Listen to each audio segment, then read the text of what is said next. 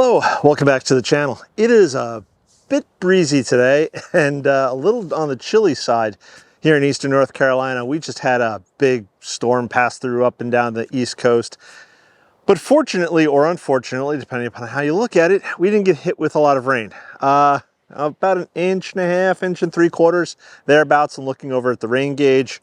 And with everything being quite wet today, I thought, what can I be doing in the garden today that doesn't involve getting quite wet? And of course, my crepe myrtle came to mind. Now, when I moved in, this crepe myrtle was probably about at least 5, maybe 10 feet shorter than it is now. So it's grown quite a bit. And really all I started doing to it was just some light pruning. And every year I go in and I just do this is, I think, the third or fourth year I'm now doing this. Third year? Fourth? I've lost track of time. I have no concept of time anymore, but just go in and I do a pruning, maybe a little shaping, because the one thing you don't want to do with a crepe myrtle is what they call crepe murder, which looks something like this. That's bad. The only thing you really want to do with a crepe myrtle, pretty much with any tree, is remove dead, diseased, damage. I think that's what they say, dead, diseased, damage. That's what the experts say.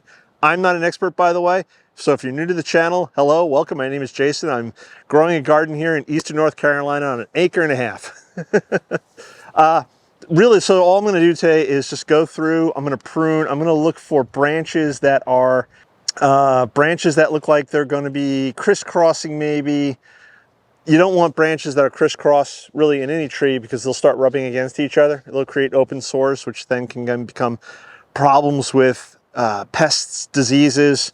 And by the way, since I'm not an expert and I say these things, if you have many years of gardening experience or an expert or horticultural expert, please leave those comments below, because I may wind up saying something that is wrong. And I never want to really give the wrong information, which is why I say this is not a how-to. Sort of, you know, putting out that blanket statement to cover my... Anyways, but I know rubbing branches is not good. I know cutting crepe myrtle all the way back to the main trunk is not good. I've heard different things said about crepe myrtles, that maybe you should have 3 to 5 trunks. I really have 2, and these two bigger ones then split off into others. These are all the trunks I'm going to have, and these are all the trunks I'm going to keep. Now, I have trimmed in the summertime, and that's simply because the branches, I have my driveway right here, and the branches will wind up hitting the vehicles coming in and out. So I will just give it a light prune just to help the branches go up a little bit. The other thing is that these thinner branches, as with all the leaves on, and then you get the seeds on, they hang, they sag. And again, it gets in the way of the driveway. So I would give them a light prune. Today, it's really just, again, going through, I don't think that there's any diseases. Just glancing now, I'm not, again, not a tree expert, but I don't see any diseases. This tree has been pretty healthy. I think it's in a good spot. And yeah, I'm going to stop prattling and I'm going to start pruning. So I'll just bring you in close and I'll show you some of the things that I'm going to be doing, and then we'll speed things up. And silly me, I just forgot to talk about the tools that I'll be using for this job. So first, I have my hand pruners. These are just some Felcos. You could use whatever you want, but I have my Felcos here. Had these for years, love them, indispensable. And I'll be using that on a lot of the thinner branches, the smaller branches that I intend on removing. For anything bigger, I have these larger loppers. These are Fiskars. They do the job and they do it well. So I will use this on any thicker branches that I may want to remove. And then last but not least is a new tool that I purchased recently just for this specific job. And that is an extendable pruner. So let me show you that. Whoop. We have a little latch here at the bottom. Flip that up. Let me see if you can see that. So it's just a little safety catch. I'm just going to flip that up. And it extends to, I think, about, yeah, this is the max, yeah, about 5 feet. Hopefully you can see that.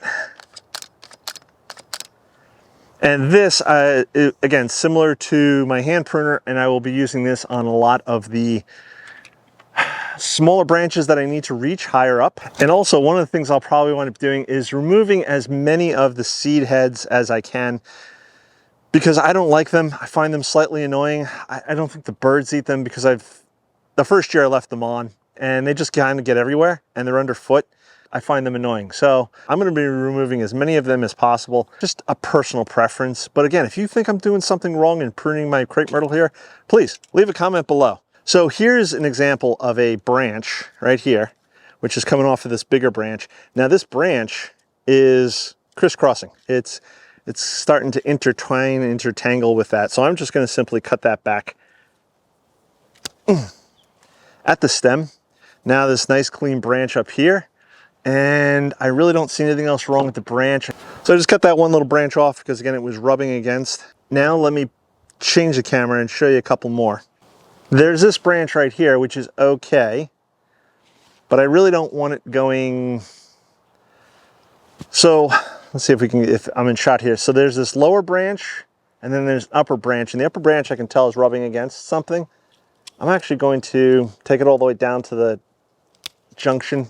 And this branch is starting to hang lower. I'm not keen on that. I'm gonna actually take that back. So now this I'm happy with. It'll put on leaves. I'm actually gonna take off a little guy back here. And I think this one's good. So I'm not gonna mess with this branch anymore. It's a little hard to tell, but along the branch, there's all sorts of buds. And that's where a lot of the new branches will be coming out next year. Maybe some leaves, that kind of thing. So I'm really not worried about trimming this guy too much. Now here's a branch. I don't know if you guys can see this, but it's going out. It's starting to overhang the oak leaf hydrangea I have next to it, and I'm really not keen on its weird length. So what I'm gonna do is I'm just gonna prune back that overall length. So now it's just a little bit shorter. Again, it's just about sort of shaping the tree for me at this point.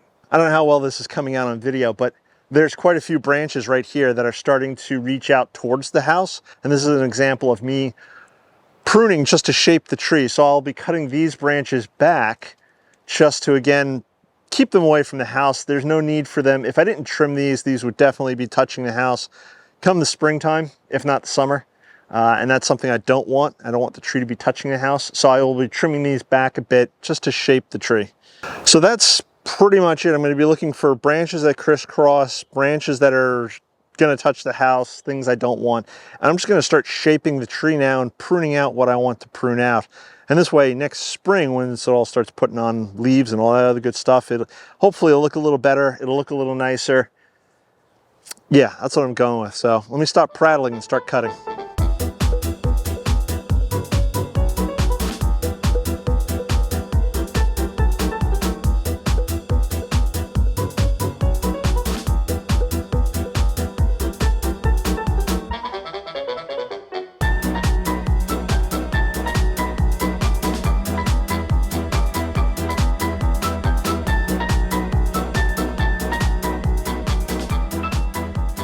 Hey, did you know I had an Etsy store? Yeah, if you go there, you buy a print, you buy a magnet, put a little poster, it all goes to help supporting the garden here, which is a good thing because that means I can keep growing and doing things and building the garden and bringing you along with my journey of gardening and all the good things that come with it. Also, go over to growingagradingfinger.com, check out all the stuff that I got going on there. I'm actually going to be doing some website, or I started already doing some website upgrades, and I'll probably continue on over the next few weeks. So that should be exciting. I hope to try to bring some new stuff there, and I'm going to be making a bunch of other adjustments. If there's anything you'd like to see either here on the channel or over on the website, please let me know in the comments below. I'm always open to hearing you guys. So yeah, sorry, a bit of a mess here. It was quite a bit. Now, maybe I went a little too far. Or maybe it looks like I went a little too far, but I'm actually not too worried. I don't know if I mentioned this in the beginning of the video, but when I do my pruning, I try to prune back to a bud. And on crepe myrtles, it's not very difficult because there's buds every about inch to inch and a half, not even. Sometimes they're like 3/4 of an inch to half an inch apart. The crepe myrtle is very forgiving. So although it may look like I've trimmed it back harshly, or I've really gone to town and just hacked the crud out of it, I've really just taken out a lot of branches that were damaged, branches that were rubbing together. I tried to prune down the height just a little bit, again, just trying to keep it a certain shape. So I don't think I've been too harsh, and though it may not look all that great right now.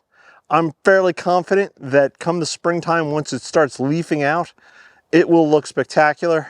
If you click the subscribe button and hit that bell icon to be notified of when I do post up a new video, you can follow along to see what happens to my crepe myrtle. Will it look as spectacular as I think it will? You know, I'm thinking of taking out this branch right here. It's a little low. I'm on the fence about it, but I don't have to do all of my pruning or cutting down today, as long as I get it now while the tree is dormant. And again, I don't know if I mentioned that in the beginning. That's why I'm trimming the tree now, is because it's gone dormant and it won't put on that wispy, crazy new growth that it would if I pruned it in the summer, as I mentioned in the beginning. So I may take this one branch out here just to raise the canopy up just a little bit. I'm not sure, I'm still on the fence, but again, I'll get back to that at a later date. And if I feel I need to do so, I will do so before the springtime.